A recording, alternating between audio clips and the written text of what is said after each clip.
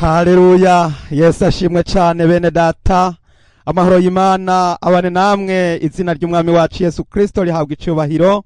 Mwese umwami Yesu abagirire neza.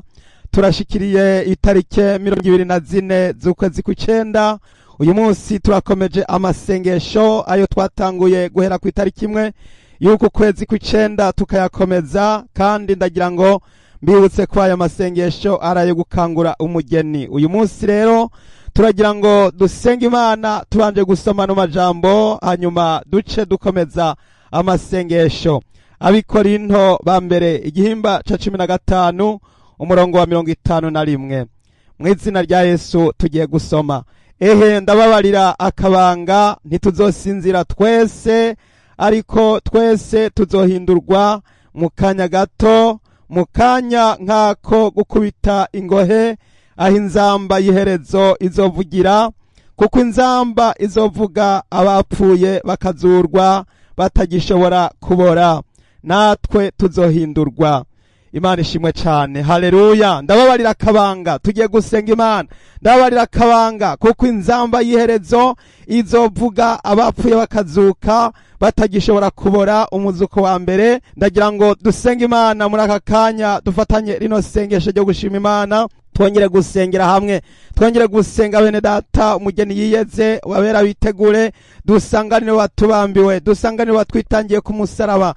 Ndababarira akabanga mwene data, kana kabanga wongeye kugirirwa, wongeye kwibigwa, kubona uyu mwanya turiko turasenga tugafatanya amasengesho, kuko ni vyiza kugira ngo umugeni wa Kristo yitegure, yikangure, abe maso, abere maso ubugingo. Yesu agiraze gutora umugeni, Yesu agiraze gutora ishengero, Yesu agiraze gutora abera. Ishengero ry'Imana nimwitegure, grupe b'amaso nimube maso, nimube maso, mwikangure, mukanguke. Yesu araje kugira ngo tuze gusanganira watwitangiye ku musaraba. Inzamba y'iherezo, inzamba y'akabanga, inzamba y'umwami wacu Yesu Kristo igira ngo ivuge abera batahe, igira ngo ivuge abera baje kuruhuka.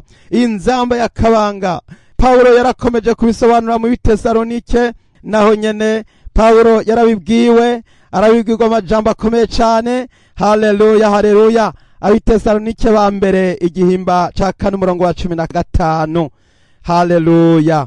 Iki nico tubabwira, ni jambo ry'umwami twashikirijwe, yuko twebwe abazoba bakiriho dusigaye gushitsa kukuza k'umwami wacu tutazokwitangira imbere y'abasinziriye na gatoya, kuko umwami wacu bwiwe azoza amanutse avuye mu ijuru, aranguruye ijwi rirenga hamwe n'akamo k'umumarayika mukuru n'inzamba y'Imana, maze abapfiriye muri Kristo nibo bazobanza kuzuka. Maze natwe abazoba bakiriho dusigaye tuzoca duteruranwa nabo mu bicu, dusanganirire umwami mu kirere, niho tuzokwama tubana n'umwami. Nuko mwiruranishe ayo majambo. Haleluya. Paulo yaravuze, yaratanze protokole y'ukuntu bizogenda.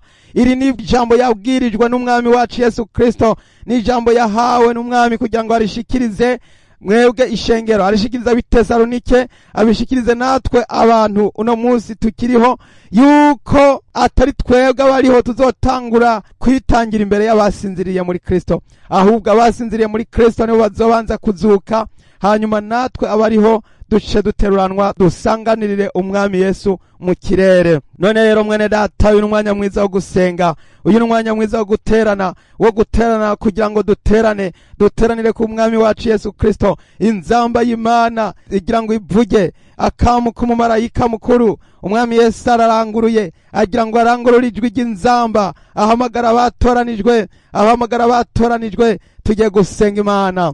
Haleluya, haleluya. Tugiye gusenga, nimwitegure dusenge. Umugeni wa Yesu itegure, ambara impuzu nziza zera zitanduye zikayangana, impuzu z'ubukwe, impuzu z'umugeni. Haleluya, haleluya. data wera wo mwijuru ndagushimiye mana, urera uragororotse, urera uhoraho Imana nyaningabo, ijuru n'isi ryuzuye icubahiro cawe. Mwami ndagushimiye, ukangura umugeni wa Kristo ikangure, ngo mu gicugu humvikana urwamu, ngo nimusohoke mumusanganire.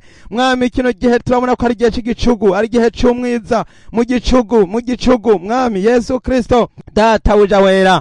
None ndasavye Mwami, muri iki gihe hari umwijima, muri gihe hari umwiza w'icuraburindi, muri gihe hari umwiza w'umuzitanya, kangura umugeni yikangure. Ndasengera umugeni yikangure, ishengero ry'Imana rizamuke ryejejwe ritagira amaraba gacanya gasembwa canke injebejebe, ariko ari ishengero ryera ryiza ritanduye rikayangana, ishengero ryo gusanganira umukwe Yesu waradukoye, waratubambiwe ku musaraba i Kalvari Golgota.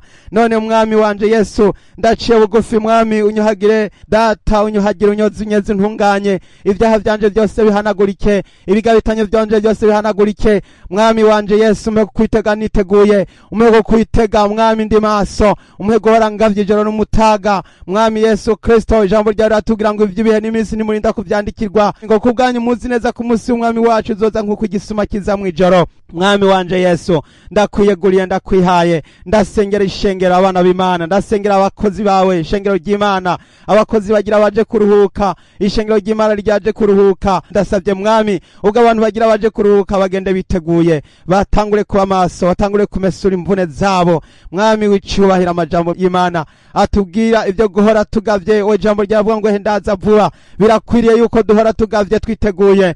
Mwami urakoze Yesu, urakoze, izina ryawe rihabwa icubahiro. None rero Mwami uduhe kubera amaso ubugingo. Ndasavye nkwe muyera, ndasavye amavuta, y'amavuta y'abakobwa batanu b'abanyabwenge bari maso biteguye, nubwo bari basinziriye, nubwo bari baryamye, ariko bazanzamukanya amatara arimwo amavuta. Mwami ndasavye nk'amavuta yongere kuzuzwa mu macupa, kugira ngo Mwami Yesu twicare twiteguye, twicare tugavye turi maso, twicare tugavye Mwami tugutegereje tukurorereye. Urakoze Mwami, izina ryawe rihabwa icubahiro. Haleluya, izina ryawe niryubahwe rihimbazwe. Ndabisenze nizeye Mwami, izina ryawe ryubahwe. Haleluya, ni mu izina ry'Umwami wacu Yesu Kristo. Amen.